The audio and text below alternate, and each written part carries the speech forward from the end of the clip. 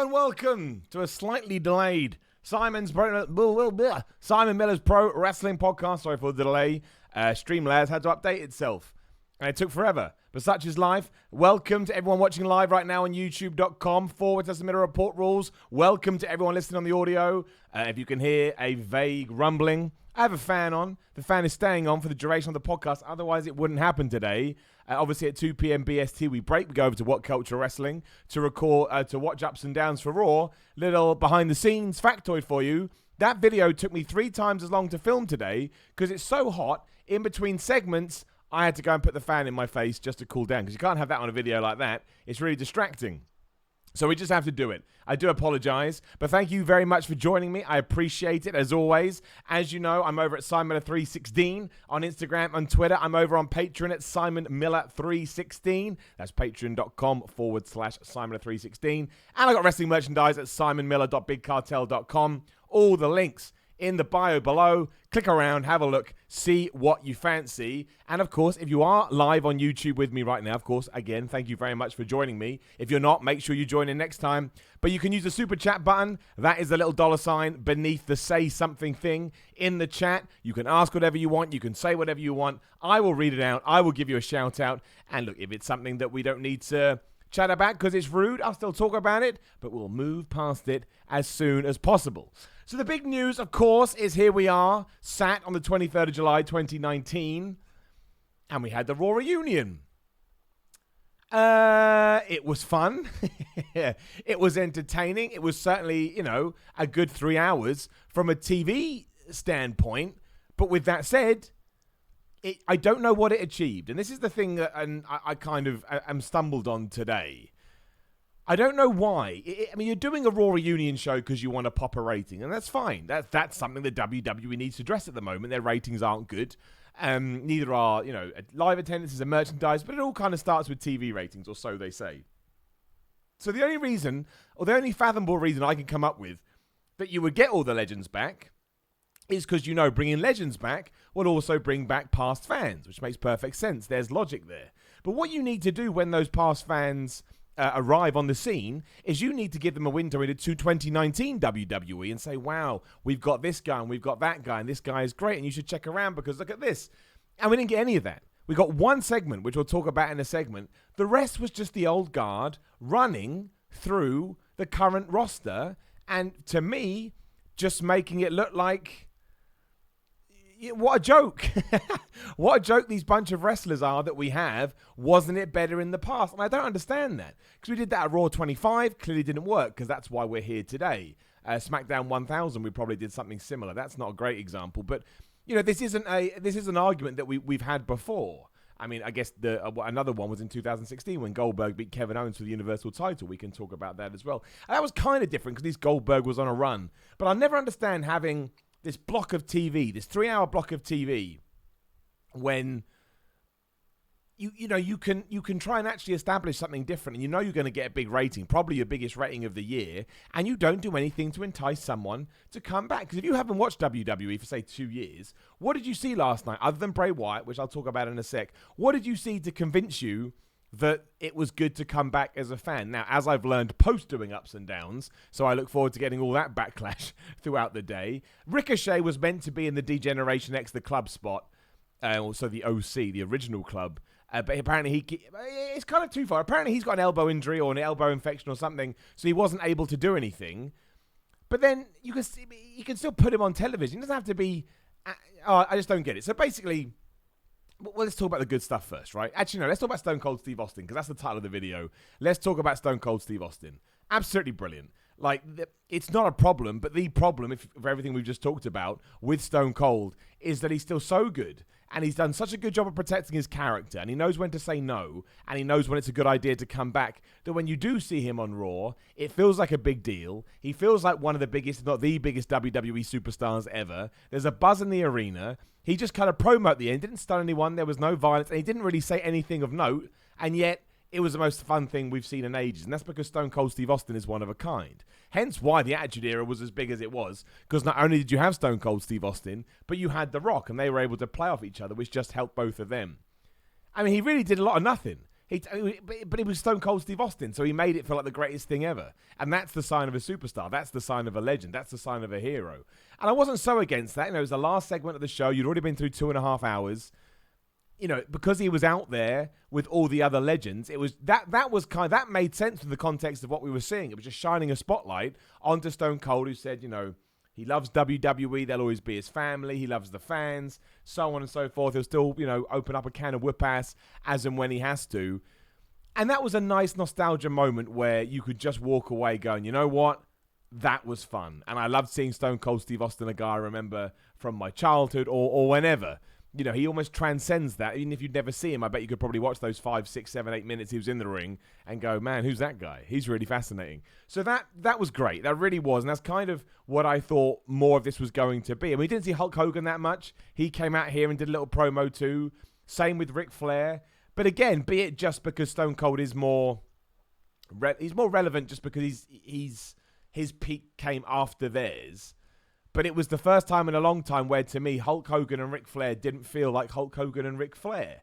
And I don't know whether that's because they've been not overexposed. That's not the right word. There was a disconnect there. When Stone Cold Steve Austin came out, I was like, oh, wow. With Hulk Hogan and Ric Flair, I was like, oh, cool, it's Hulk Hogan and Ric Flair. And really, all those three should be on the same pedestal. So that was interesting. A quick shout out to Psycho, I think it is Psycho with a T in the super chat. Again, if you do want to ask a question, you do have anything to say, smash that super chat button and I will certainly get to you, no doubt. So thank you very much to Psycho 100. I appreciate it. But yeah, but then you had the two polar opposites. Like the Bray Wyatt segment I thought was great. Mick Foley's in the ring, teases going after the 24/7 championship, says he's going to relive his favorite moment of Raw, which is when he won the title in 1999. Then the lights go funny, the music goes. Bray Wyatt's in the ring. He's got that mask on. He looks like $1 million.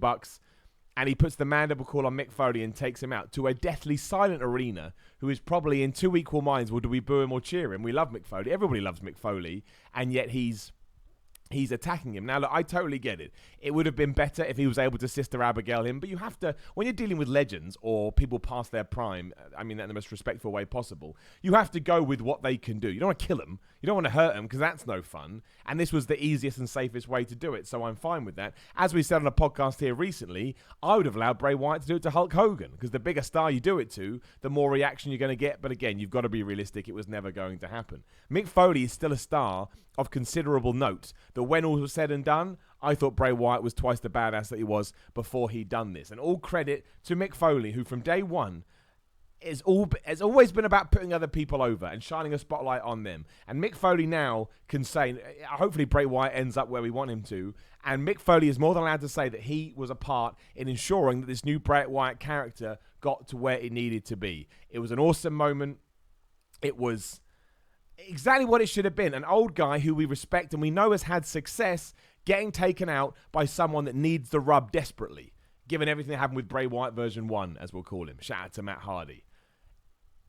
Get goosebumps, I thought. It was so good. And that presentation, the way the weird music happens and then the dun, it really makes that character feel like a badass. So yeah, that is what I felt Raw Reunion should have been from start to finish. And Matthew Bailey in the super chat, thank you, Matthew. As he rightfully points out, to your point, DX made the OC look like geeks, and they did. Because it was Seth Rollins versus... Now, I kind of understand more, because Ricochet was meant to be in this spot. But still, I didn't know that beforehand. I only got to this insider information afterwards. And I understand that WWE has to work with that, but I'm still telling you what I saw on the television and how I reacted to it. So you're getting Seth Rollins versus AJ Styles, which is a weird match anyway. Because the OC, which again is a new name for the club, is feuding with Ricochet. So why is he not there? Commentary could have mentioned, maybe they did and I missed it. It does happen. I don't think they did, but maybe they did. And if they did, you'll have to forgive me. That's my fault. But you got Seth Rollins versus AJ Styles, and then Gallows and Anderson are getting involved, so DX come out. I'm like, okay, that's cool. It's nice to see DX. They probably reunited a little bit too much at this stage. Law of diminishing returns. We talk about that all the time. But then when Gallows grabs Seth Rollins' foot for a second time and gets DQ'd, Road Dogg comes out, X-Pac comes out, Kevin Nash, Scott Hall, and all they did was crap all over Luke Gallows, crap all over Carl Anderson, and crap all over AJ Styles. They beat them up, they threw them out the ring, and then they got Seth Rollins to say that they can suck it.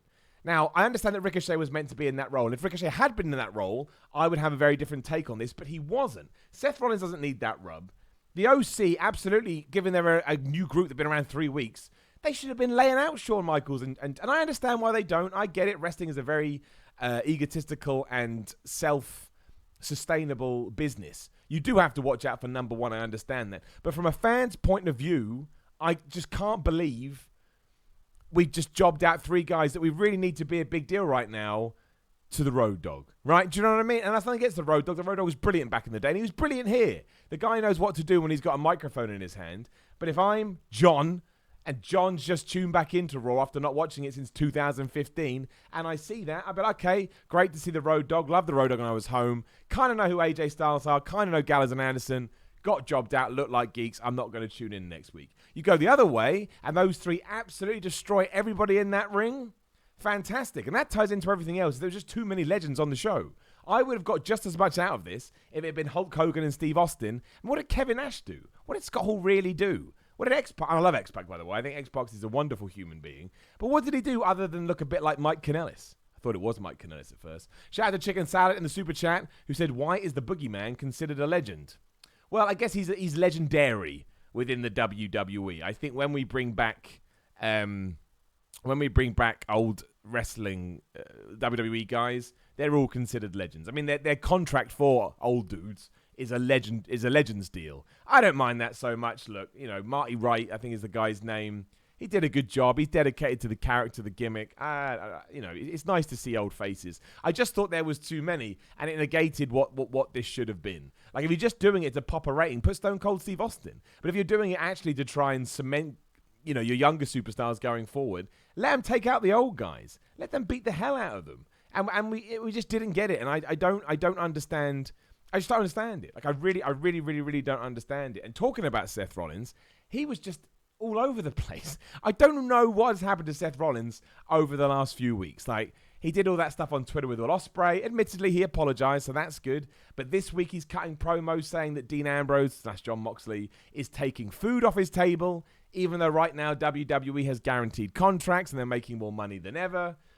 His new character is like some swami, annoying like child. That's how he came across on Miz TV. I don't get what's happened to Seth Rollins in the last 6 weeks, 8 weeks, 12 weeks. All I know is that when this episode of Raw was done, I was like, I hope Brock Lesnar beats Seth Rollins at SummerSlam.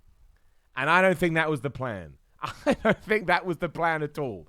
So that's a strange one. But yeah, and Miz just sat there while Seth Rollins did all these weird impressions. It was very, very, very, very, very bizarre. And look, I'm not saying it wasn't entertaining. I'm not saying it wasn't a fun show, because it was. Like, seeing the $1 Million Man buy the 24/7 title put a smile on my face, especially, cheap plug, because I predicted that on my Twitter at Simon316 earlier in the day, and then it happened. I was like, sweet, I did it. I smashed it. But I just think coming out the other side, you wanted to do something where people could just get excited about what's next week. And this week we kind of just threw everything out the window. There was no real stories. There was no continuity. SummerSlam barely didn't exist. I hated the fact there was a moment of Bliss and Miz TV. In what world would you put 2 talk shows on the same episode of Raw? I don't know. I know it's not the first time we've done it. It won't be the last, but I don't get it. But I did think the Becky Lynch-Natalia stuff was good. And I thought it was... I'm not saying it did happen, but it felt like it was based in reality. Like Becky Lynch has felt that Natalia's never helped her since day one, had proof by saying as soon as Ronda Rousey was in that WrestleMania 35 main event against Becky Lynch, Natalya was going, I'll train you. That makes sense. And Natalya thinks that Becky Lynch has been disrespectful. Really good brawl. It worked, and it was nice and simple. And that was one of the standout and the highlights to me. And I like John Cena coming out at the start too. That worked. If I'm tuning into a nostalgia-fueled show and I get John Cena coming out, and a John Cena's obviously pumped up to be there and knows what he's doing, absolutely, then I'm ready to go. I got no problems with that whatsoever. The interaction with the Usos were good. Post the fact, I've seen a lot of people saying, should we really be, making light of DUIs? I kind of agree with that. I didn't mention that on Ups and Downs. I see where people are coming from. So that's something to address down the line. But then that transitioning into the Usos versus the Revival with Devon Dudley in the Revival's corner, don't know why, but whatever. And, Rikishi in the Usos corner, of course, he's their dad. Fine tag match. We didn't do the ad break thing, which was nice. Usos win. I mean, we do need more tag teams on both brands, because we've seen the Usos and the Revivals go around the houses 100 times now. But it's a solid start. And again, I thought this is what we were going to do. We use Legend to transition into current day superstars, to progress the storyline, get a couple of legends around the ring, move on out. And then we didn't do that at all. NZFBG in the super chat, always being a good supporter. After spending 4 hours in A&E, I'm okay. That was going to be my first question. I'm glad. I was looking forward to you going through Raw. Thank gosh for Bray and Stone Cold. Thanks for making awesome vids. Well, you're very welcome.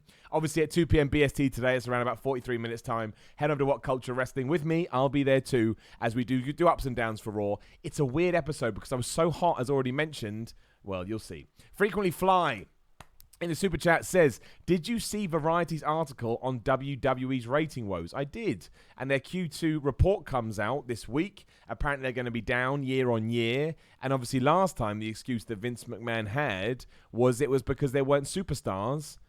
Well, the superstars were out with injury or they're away. You know, they couldn't feature them on TV. You can't say that now. They've got everybody. Like John Cena's gone away, but that's been the case for a couple of years.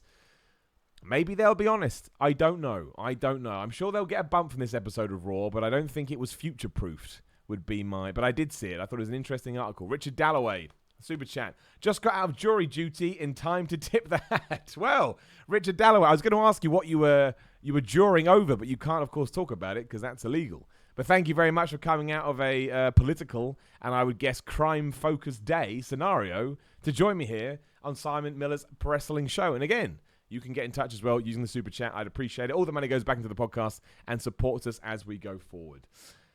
I think another thing that kind of sums up the rushedness of it is that Braun Strowman just had a random match before the main event where he pinned some jobber. And it was a cool match. He threw him around like he was a bit of paper and the guy was taking big bumps and just beat him. I mean, Braun Strowman even said beforehand, I'm going to kick this guy's ass in like 2 seconds, and he did. So... that was kind of strange. But that kind of felt like we've got to get Braun involved in case some new people are watching and people will look at this guy and go, oh my gosh, he's a giant, he's a gargantuan. And, you know, as always, the thing with the most continuity and the most progression was the 24/7 title. I know it always ends back on R-Truth. And it will run its course in due time because it's just the same, you know, law of diminishing returns. We talk about it constantly. But, I mean, who won it? Obviously, Drake Maverick won it. And then Pat Patterson won it, and Gerald Briscoe won it, and Kelly won it, and Candice Michelle won it, Alanda Blaze won it, Ted DiBiase bought it, Drake Maverick won it, R-Truth won it. And it was a lot of fun. There were daft skits. It was a good way to use the legends in a way that didn't really get in the way of anything. It kind of enhanced the 24/7 story in a way that it probably needed to, as we just talked about. So all in all, yeah, like it was that. Those were the kind of things that I expected throughout. And a lot of them were just people standing in the background. So why even get them in? That's what I don't understand. It was a really confusing episode of Raw. I know we've done this before, and that's why I thought WWE was going to do this to shine a spotlight on their guys. I'm just surprised that they didn't. Maybe it's just me. I don't know. Where am I going? Linnea DeBose, always supporting the channel. Much appreciated. I owe you 2 videos. I will send them to you. I haven't forgotten. What's your thoughts on main roster stars being on NXT to counter-program AEW's TV show? Love your vids. Thank you for the hard work. Thank you for all your support as well. We should talk about that. So, it certainly seems like TNT are going to put AEW's weekly television show on Wednesday nights. And to counteract that, once WWE go to Fox, they may, not confirmed, put NXT on a Wednesday night so they have proper competition. And if they do that, they're going to start putting main roster stars on NXT. Now, if we do that, we have to accept that NXT is no longer a developmental brand. And WWE should maybe, just in my opinion, take some kind of steps to ensure that we do still have a developmental program to ensure we're enhancing the guys and girls that we need to. It'll be really interesting because it's almost a lose-lose for WWE. Because if they put NXT on there and it doesn't get the audience and AEW beats it, they can spin it if they want and say, we just beat WWE. And, you know, if NXT does beat them, well, you've kind of negated what the NXT product was to turn it into a proper television show. And that's just more WWE programming that you're asking people to watch. And it is going to get harder and harder. I think it's cool from a fan's point of view because it shows that WWE are taking them seriously. Despite what Seth Rollins has been saying in interviews this week that we'll kill them. Well, you may kill them, but you'll kill them because you're out to murder them. It's not they're going to kill themselves. And really, in a world of 2019, there is no such thing as competition just because you're on at the same time. We have streaming networks, we have YouTube, we have all these things where you can decide, you know, streaming content on demand is massive. So it's not like you have to miss one program. That's why ratings, when you look at it like that, doesn't really matter. But I don't know. I mean, putting the main roster stars on NXT worries me a bit because we're already watering them down. We really need to be building stars up, which we're not doing, and then it would work. But it's interesting and it's fascinating. And if that's what WWE wants to do, let's see how it goes. I'm sure that Fox would appreciate it on FS1. It would do a decent rating. And maybe that's why Triple H didn't get the Eric Bischoff or the Paul Heyman role, because he knows this is happening and he wants to control his TV show on a TV station. It's fascinating times. Undead FBG in the Super Chat says, what's next for Al Bray? I do love his character. Well, let's keep having him take people out. So far, it's Finn Balor and Mick Foley. If he can take out another huge name next week, unless they just transition back into the Balor feud, which is fine as long as he wins at SummerSlam, I'm completely all right with it. So far, so good, though. That's all I say. And again, I shout out and I tip my own hat to Mick Foley for putting other younger wrestlers first. It makes me respect him so much more, and I respected him a lot anyway. Solisto in the Super Chat, all these legends, no Repo Man, no Kevin Owens plus Stone Cold. I mean, Repo Man is a long shot because Barry Darsow, the man that plays Repo Man, was involved in the WWE concussion lawsuit. Therefore, it is unlikely. They have to make amends first, but I will keep my fingers crossed forever. Really surprised we didn't do Kevin Owens and Stone Cold. That seemed like a lock to me. I guess maybe it's because Stone Cold Steve Austin didn't want to give anyone a stunner. Maybe he can't. I don't know the well-being of Stone Cold Steve Austin. He looked good, but, you know, maybe he didn't want to do it. But it did feel like a missed opportunity to really give that visual green light to the person, obviously, that is now doing the stunner, which is a big deal. The stunner, to many people, is the best finishing move ever and something that is synonymous with their childhood because Stone Cold Steve Austin is. Shorgehan in the Super Chat, always appreciated it. Samoa Joe's promo was amazing. I just went with, they ended the segment with Roman after their brawl and built that for a SummerSlam program. It's very strange, the Samoa Joe Roman Reigns thing, because you hit on the nail on the head. I mean, little spoiler, that somehow that segment got an up and a down. Because, you know, Samoa Joe comes out and cuts this incredible promo, basically saying the fans are dumb for even buying into this Raw reunion stuff, which he had a point. I knew where he was coming from. But then Roman Reigns comes out, they have a brawl, they have a match, and Roman won, clean. So I'm like, that's the feud?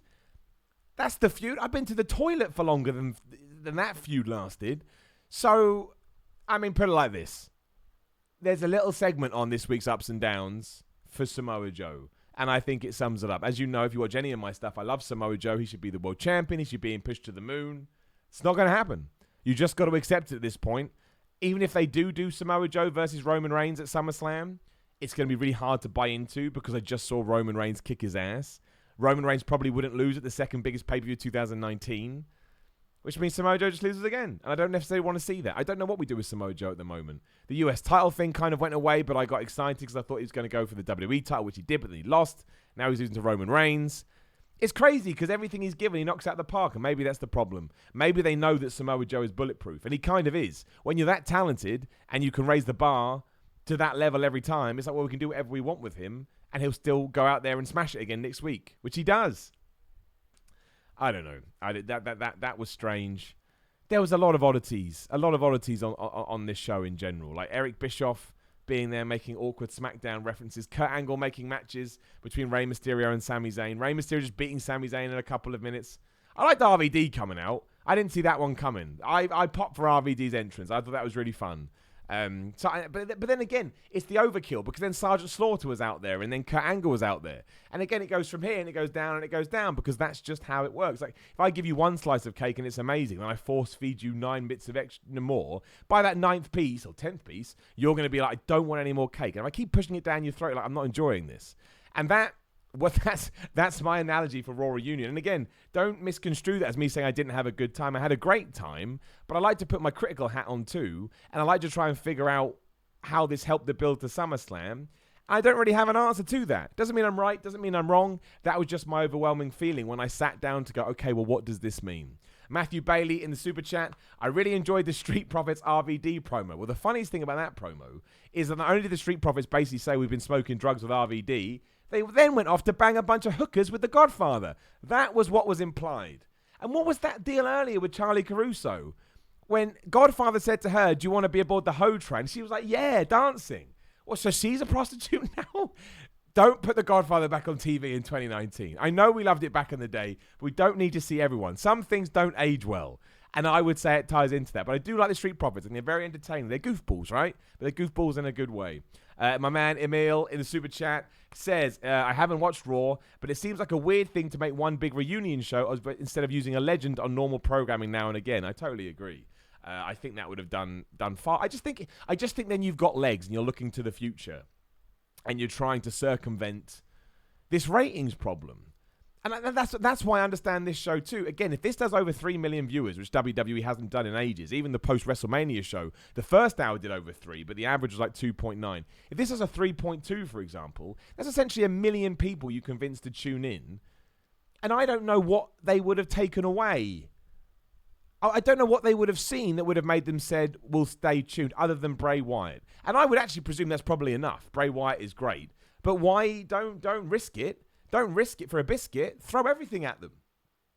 Give them 2 things, 3 things, 4 things.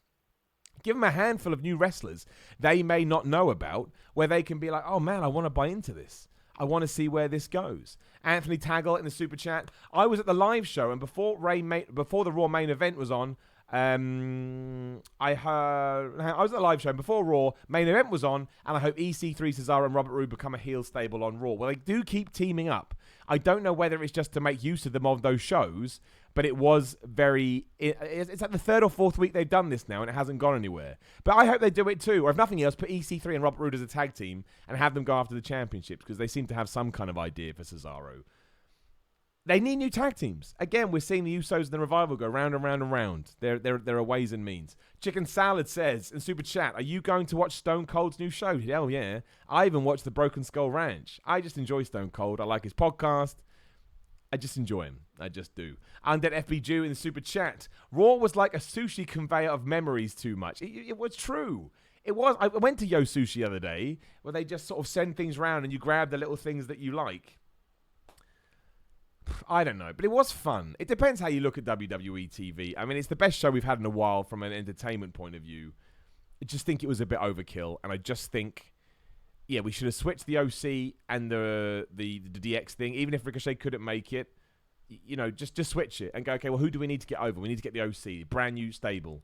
Need to justify AJ Styles' heel turn. Got to build Gallows and Anderson back up. Chat Machine or Magic Killer on Triple H. He can take it. I know he can take it. I've seen him take it. But we won't do it. And again, I understand. It's a survival. It's a dog-eat-dog business. And you don't want to give away your powers if you're not going to get any revenge, which obviously Triple H wouldn't do. But that doesn't mean it serves the purpose of what a show like that should be. So a lot of fun. I like seeing Cena. I like seeing Austin. I like seeing a lot of the other guys as well. I love seeing Ted DiBiase, the $1 Million Man. But there was a lot to sort of raise your eyebrow and be like, I don't... the Seth Rollins Miz TV... If you haven't seen, just go and watch it. The Seth Rollins Miz TV thing is one of the oddest, poorly executed angles we've seen in a while when we're trying to book a lovable babyface. He was not that. He came across like Seth Rollins from 2015. He really did. And Paul Heyman kind of came across as a sympathetic babyface. I don't know what happened. Somebody please write in Simon Miller, Simon Towers, Simonville, SIM0N, and I won't get that because that's not a real address. I just made it up. But I certainly would like to know what other people thought about it. But yeah, Stone Cold Steve Austin was great. There was no point pretending otherwise. It was fantastic. The man is special. Regardless whether you like him or not, he's special. You can see why he connected with the crowd as he did. Whatever pro wrestling is meant to be, Stone Cold Steve Austin is able to sum it up in his character. And again, it's because he knows how to say no. And I think maybe that's something we need to see more of in 2019. Steve Austin, do you want to come back? Nope. Not the right time. Steve, do you want to do this? Nope, doesn't work for me. Steve Austin, do you want to use a Brock Lesnar? No. We look back now and we go, Steve Austin walking out was one, and he says it himself, one of the biggest regrets ever. But it may have actually served him well to this point because he's still got that aura around him, that atmosphere, that allure, this main event star feel. And that's because he protected himself and he wouldn't just do things for the sake of doing it. And now it's all paid off, and then some. Jeffrey Pridemore in the super chat. Just wanted to send some love. Have a great week. Thank you, Jeffrey. And thank you for always supporting Simon as Pro Wrestling Podcast and all of my stuff. You're a very good guy. I appreciate that. Thank you very much. I hope you're having a great week. I hope you had a great weekend. Jamie Brennan in the super chat. Should Bray keep the mandible claw? Why the hell not, Jamie? Great shout. Absolutely great shout. Why not establish it there? It'd be like Kirby. If you ever played the Kirby games, basically Kirby inflates his enemies or inhales his enemies. Inflates them. He inhales them, and then he gets their powers. Why the hell can't Bray Wyatt do that? Still smashing with Sister Abigail, but now he can take on the mandible claw. And then when you look back on that Mick Foley segment, it's going to have even more weight because you'll start associating the mandible claw with Bray Wyatt. That is the shout of the day, Jamie. I'm going to start doing that with the super chats. We get super chat of the day. So far, Jamie is winning. I mean, I appreciate all super chats. I'm just saying that was a really good super chat. Podcasting Stone says, I thought Raw reunion was boring and uneventful. Bray Wyatt is still all kinds of hype. But they keep jobbing out Samoa Joe. I can understand that. I did enjoy it, but I can understand that. Because if you went in thinking one thing, you didn't get it. You got the exact opposite. Bray Wyatt stole the show. Again, check out Ups and Downs in 28 minutes over What Culture Wrestling. You'll see what I mean.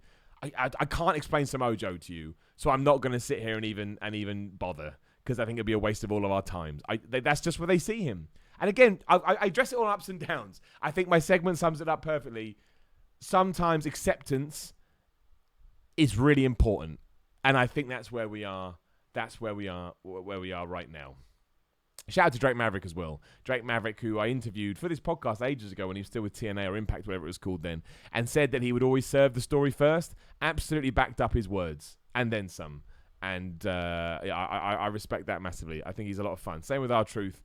Same with everybody doing that.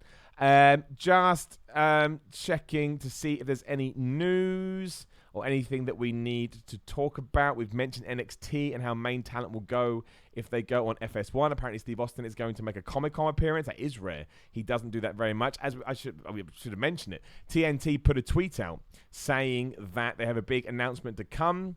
It is just the TV deal. I joked that it may be Repo Man, and people started to get excited that it was CM Punk. It's TNT put out, not AEW. It'll be the name of the show and the time of the show. My guess would be, I don't know about specific times in America because I'm not good with the time difference, but Wednesday evenings, maybe 8 p.m. Central or whatever, I don't know, whatever America does.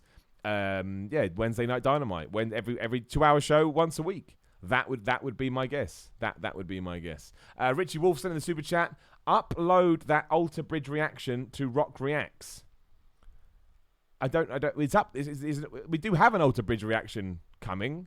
I think it's up, isn't it? If not, it's there soon. Don't worry about it, Richie. Don't worry about it. Rock Reacts is going to have plenty of Alter Bridge stuff coming down the line, and I think everything else that's it. That's where we're at when we come to WWE this week. Not much to say about AEW. They continue to build to All Out. They've got their Road to All Out series, which is pretty good. It's pretty well done. It's shot very cool. Ring of Honor is struggling at the moment. Just throwing it out there because it's true. You know, they had a big event in New York the other day, but it didn't.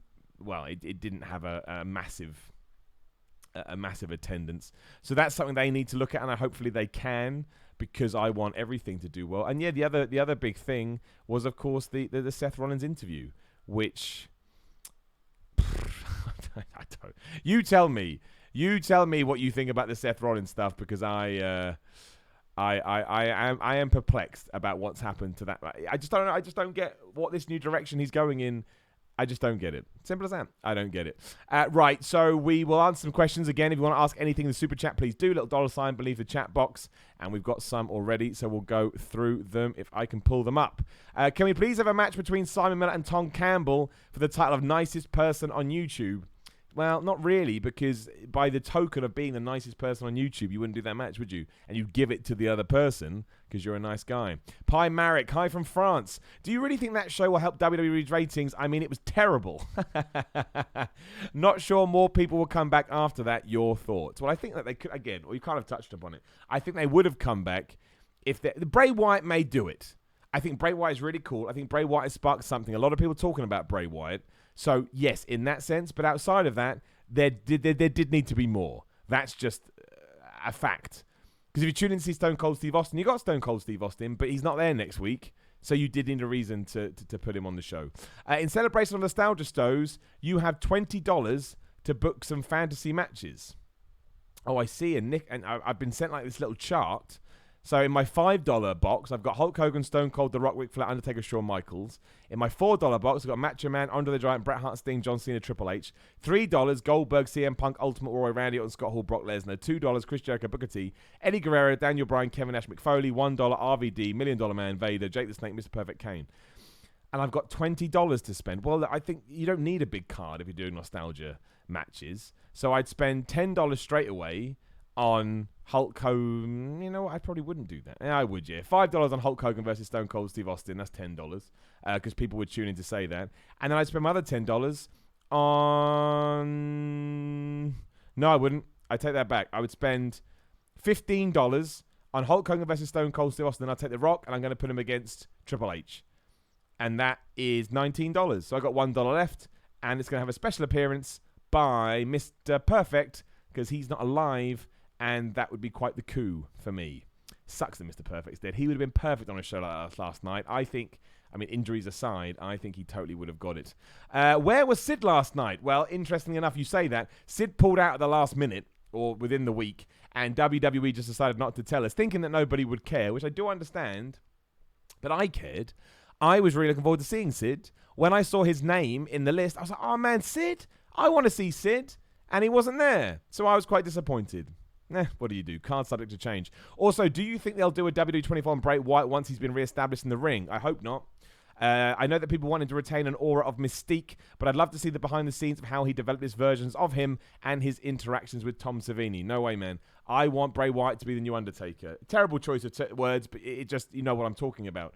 Undertaker never did anything like that. He barely ever spoke out of character. And I know there are things out there right now, but we hit reset, we start again. I want Bray Wyatt to be a mythical being within WWE.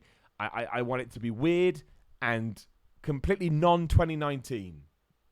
You could do social media, but you do social media in the way he's doing it now.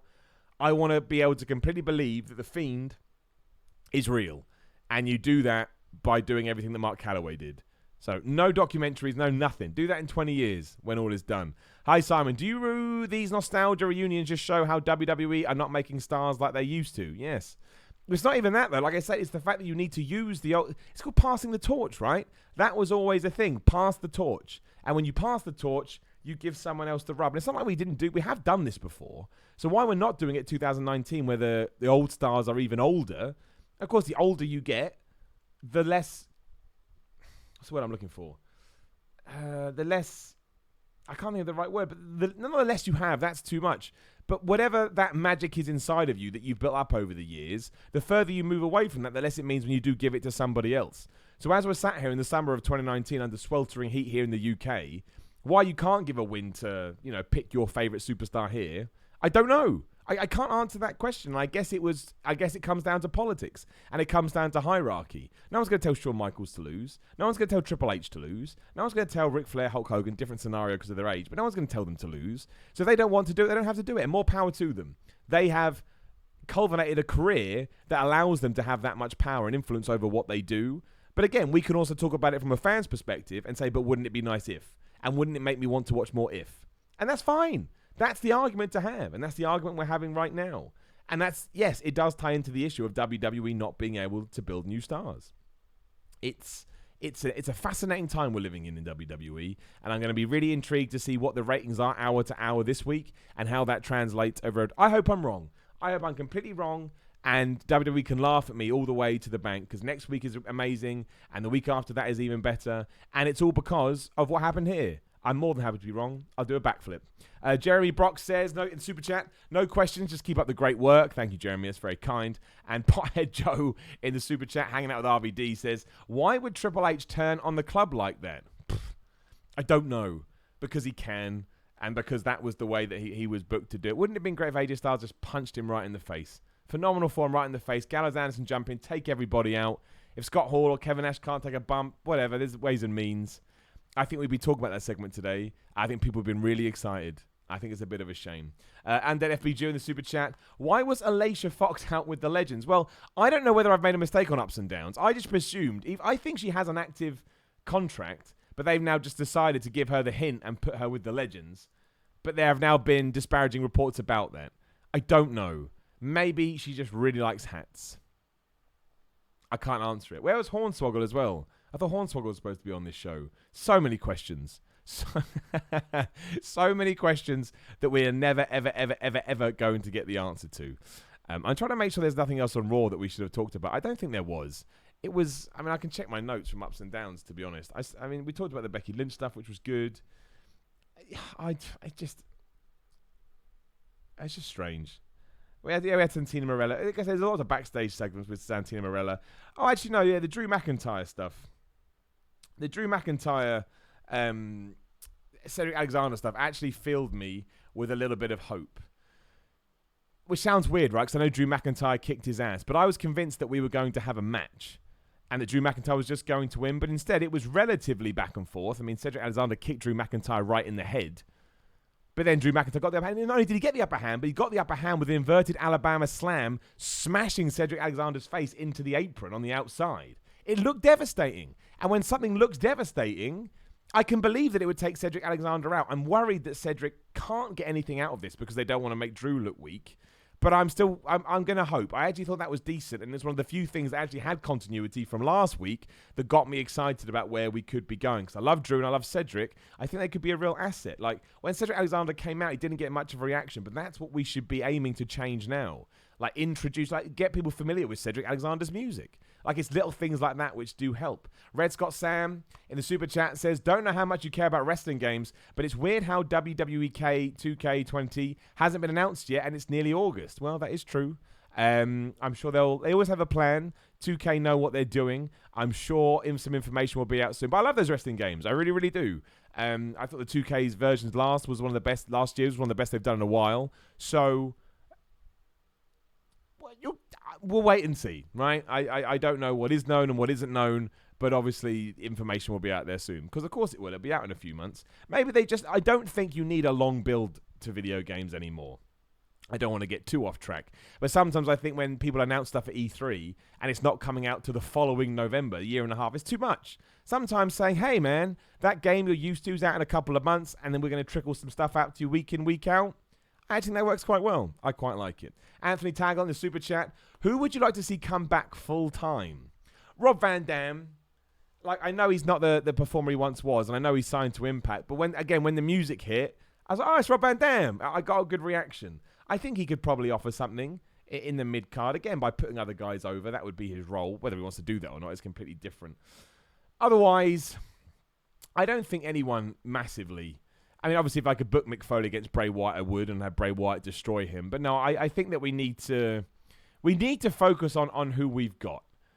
And we need to come up with ways to make them feel like superstars, which I think is a big takeaway from last night's show, is you knew who the stars were, and you knew who the stars weren't. Like I say, I would argue that even Hulk Hogan and Ric Flair felt a little bit in the shadow of Stone Cold Steve Austin. Make of that what you will, arguing about it in the comments.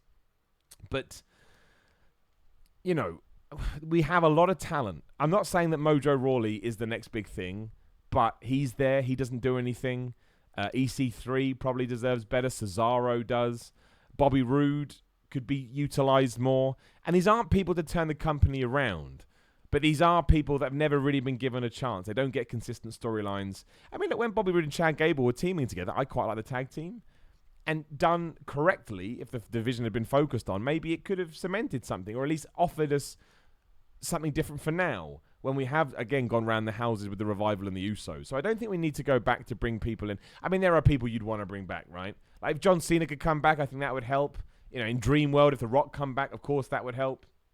Stone Cold Steve Austin, I don't think is well, yeah, I mean, obviously, you'd love him to come back, but he hasn't had a match since 2003. He's not built to do it anymore because of injuries. And that's why I respect him even more, because Austin gets it more than anybody. Austin, as much as he loves the pop and as much as you can tell that's his environment, I think he understands how to balance that out with, yeah, but don't overdo it, because that will then lower my stock. So when we do get to Raws like last night, it's just the greatest thing ever. And I do think that's really important. So no, I don't necessarily think you want anyone to come back. A few people in the comments talking about Boris Johnson being the new PM of Great Britain. That is true, but we don't talk politics here on Simon Ray's Wrestling Show. We will see how that goes, but it is not the greatest news in the world. And anyone that knows anything about British politics will understand why. But again, we don't need to talk about it. So that was Raw. We'll see what they do on SmackDown later. Shawn Michaels is going to be a guest commentator. In fact, have they released the SmackDown preview? They don't often do it this early, but they may have done. But yeah, Shawn Michaels is going to be on there as a guest commentator, which is weird. I don't understand what they're going to do with that. We're going to get some fallout with Kevin Owens and Shane McMahon. I still can't believe that Kevin Owens wasn't on this show with Stone Cold Steve Austin. But hey, the only thing they've got up in the moment is that Shane McMahon is to address Kevin Owens on SmackDown Live. Well, that makes makes a lot of sense.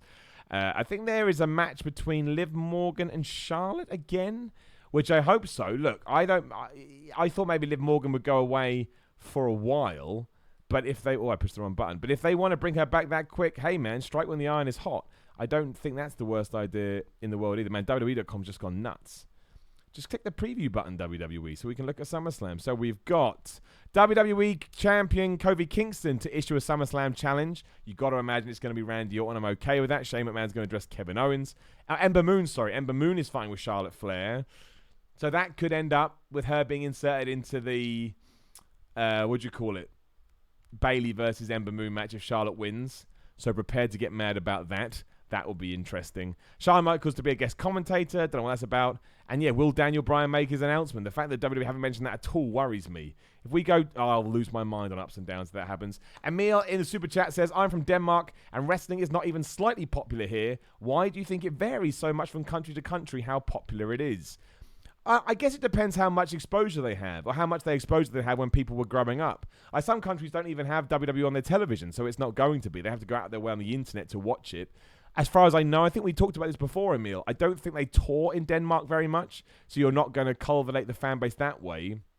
I think that's why they were such a big deal over here in the UK, because they treated us like we were the secondary market. And we were starved for wrestling over here years ago, and they gave it to us. Plus, they had the deal on Sky, so it did feel like a big deal. And I just think there are other places that don't have that. They don't have the same, and that's what it goes by country to country. Hence why they tried to grow in India recently. I know India is massive, but they thought maybe we can get more eyes on the product. Chicken Salad in the super chat said, nice to see the King on commentary. I thought it was okay. A lot of people were like, oh, he's so much better than all the other commentators. Like, he probably was, but I didn't think it was a night and day thing. I will like to point out that Michael Cole, look, I think he does a great job, and I think he's hamstrung by the amount of obstacles and hurdles that's put in his way. But the commentary over Bray Wyatt, when it just needed silence, and he went, not now, not, he's like, oh, what are we doing? Don't say anything. Because also you shouldn't be sounding forlorn and sad. You should be sounding absolutely terrified. Who's this crazy man in a mask beating up old people? He's not, but that's the idea, right? That's the sentiment you want to take away. I don't understand that at all. And going back to SmackDown as well, yeah, we better get the Daniel Bryan announcement. I was genuinely very upset and very annoyed that we didn't do that 7 days ago. And I get it. People go, oh, it's a tease, it's a tease. Okay, well, sometimes teases are too much. And sometimes you're not in the mood for a tease. Sometimes you want the main event. We didn't get the main event. I want it to be massive. I want it to be something we can come on here and talk about and make wide videos on and go crazy on ups and downs. I want that to happen. Now is the right time to strike. We're a few weeks out from SummerSlam. Eric Bischoff is involved. We're moving to Fox in a few months. Let's build. Let's do fun things. If you've got a good idea, you do have to build long-term things. With announcements, you need to pull the trigger and you need to get people through the door. Sean Gohan in Super Chat. I'm okay with no Kevin Owens on Raw last night if it means no Vince or Shane. Fair point, Sean. Last night was for the fans, and I think they made the right move to stay off air. I can absolutely understand where you're coming from, Sean. I would say it's a very good point. I just think to really put over Kevin Owens being the stone cold stunning fool, it just would have been nice to have some kind of interaction. But you're right, it kept Vince off, it kept Shane off, and I mean, it was for the fans to a certain degree, but there are certainly things I think they... You make a good point. I would just say that. Right, so in 9 minutes time, the clock just changed. Of course, head on over to What Culture Wrestling to join in live with Raw Ups and Downs. I'm not going to lie, it's a long old show today. There was at least 32 segments on this show on Raw. So you have to forgive me. I get through them as quickly as I could. But of course, in this remaining 10 minutes, if you do have anything to ask or anything you want to say, smash it in the super chat and we will get to it and we will talk about it and we will see what is next in the world of professional wrestling. But I'm kind of glad that we have a quiet weekend. We've got Smackville on Saturday. Don't know what that's all about. They're doing a house show from Nashville in SmackDown territory, so it's called Smackville. We will be upping those downs, so we'll see how that goes. It's a bit weird and maybe a bit overkill, but hey ho, maybe it's a really good show. I don't mind them throwing house shows on the network. That's what it's there for. And it kind of justifies your $9.99 a little bit more. But yeah, it did make me, when someone sent it to me, I was like, Smackville. And it does sound like you're going to get off your head on drugs. It just does. Obviously, smack is a drug, and Ville, for some reason, just make things sound drug-related. I don't know. I don't make the rules. That's just what happens. There was something else I just thought that we should have talked about that happened over the weekend or was going to happen. And now it has just slipped my mind as I stare off into the distance and hope that it pops back in. I don't think it's going to. Something happened this weekend. There was some kind of announcement that people were talking about. I don't know what it was. It can't have been that interesting. Instead, we'll talk about Silence is Her Weapon Zero in the Super Chat, who said, I noticed they stopped making nameplates for the US title, and it irks me, considering how often it changes hands. I get why they don't make them anymore. Also, I wish the title meant something. It was an afterthought last night. I think the only comment we've got was Michael Cole just saying, oh, by the way, AJ Styles is the US champion. Yeah, it's a problem with all the secondary titles. It's the same with the Intercontinental Championship. It's the same with the Women's Tag Team Championship. It's the same with the Men's Tag Team Championship in many ways. They're just an afterthought. And I guess you could argue that the WWE title and Universal title feel less than they did. So if they feel less than they did, then the belts below them are going to feel even less than those did. You know, it's like a vicious circle. I don't get why they don't do it. Again, if AJ Styles is the US champion and you've got legends on the show, I don't know who that would be, but you should try and tie that into someone that's done something amazing with the US Championship before. Make us believe in it. Otherwise, why even have them?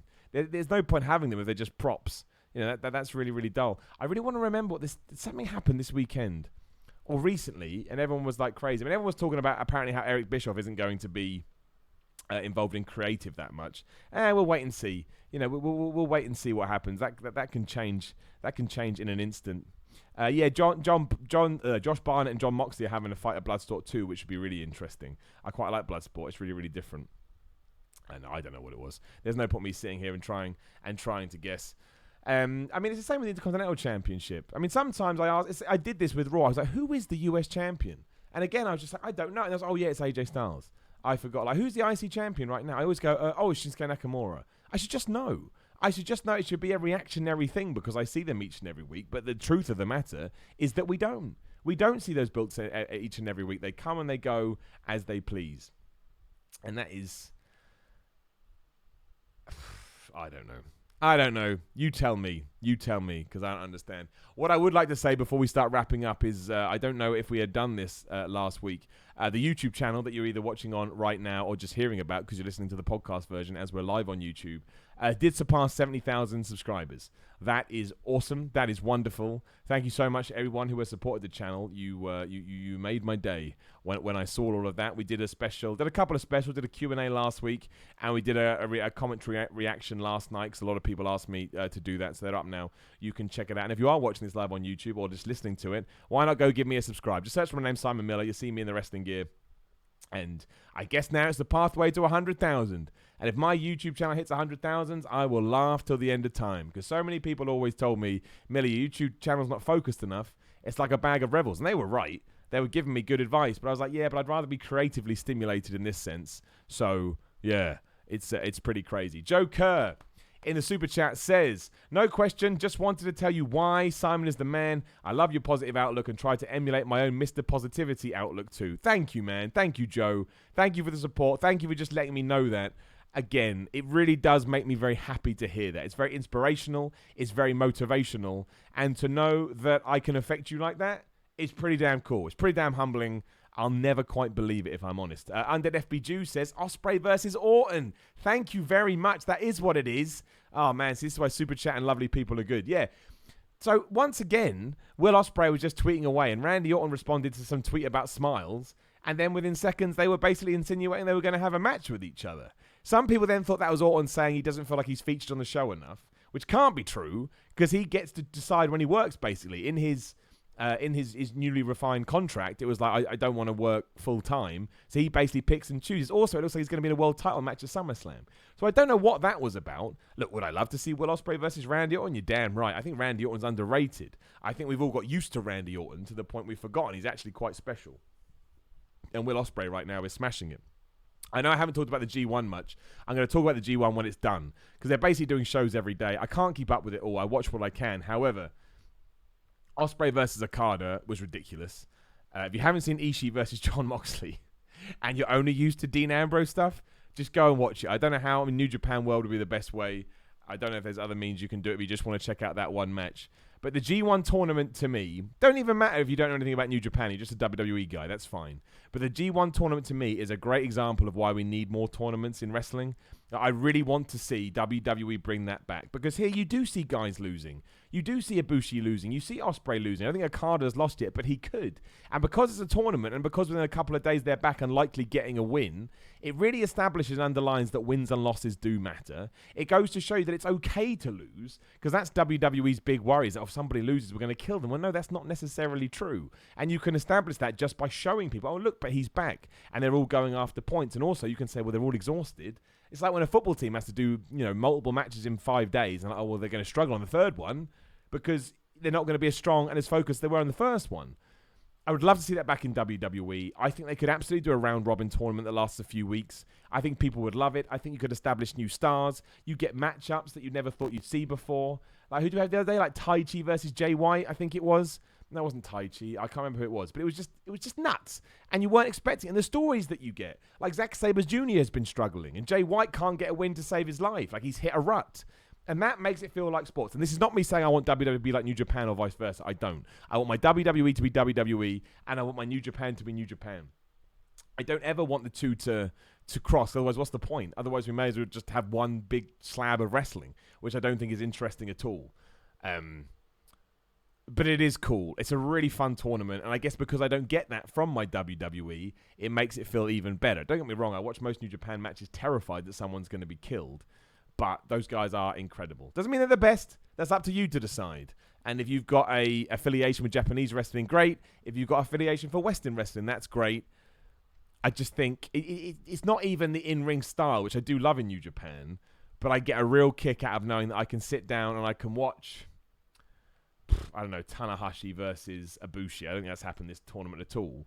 But that's two top guys, and you're like, I'm not 100% sure who's going to win, and I'm not 100% sure who's going to lose. But I'm not going to look down on the other guy for losing, because I know I can catch him in a few days, and he's going to be trying to get his points back. I think that's a great balance. And on that note, thank you very much for joining me. It's almost 2 p.m. Head over to What Culture Wrestling. I'll be in the chat as we go through the Raw reunion ups and downs. You get my proper thoughts here. You just kind of get a bit of a musing. We get into it deep and dirty on there. A mixed episode, some ups, some downs. I think that's fair. I'm sure everybody will get mad about it, but hey ho, that's the same as every week. Thank you so much to everyone that supported me in the super chat this week. It really does help the podcast. Thank you to everyone that supports me on Patreon too. Patreon.com/Simon316 at Simon316 on Instagram and Twitter. SimonMiller.BigCartel.com for merchandise. Again, if you're on YouTube, linked in the description below. And give me a subscribe. Give me a subscribe to my YouTube channel. Just youtube.com/Miller Report Rules. Like this video. Share this video. Make sure you tune into other live streams that I do. The more people I get, the more revved up I am to do them. That's the nature of the beast. And thank you for just giving me your time. You don't have to do this, but I appreciate that you do. Right, it's time for ups and downs. Let's head on over there. Thank you so much again. Sorry for the fan noise in the background. It was 100% necessary, I promise. And yeah, I'll check you again.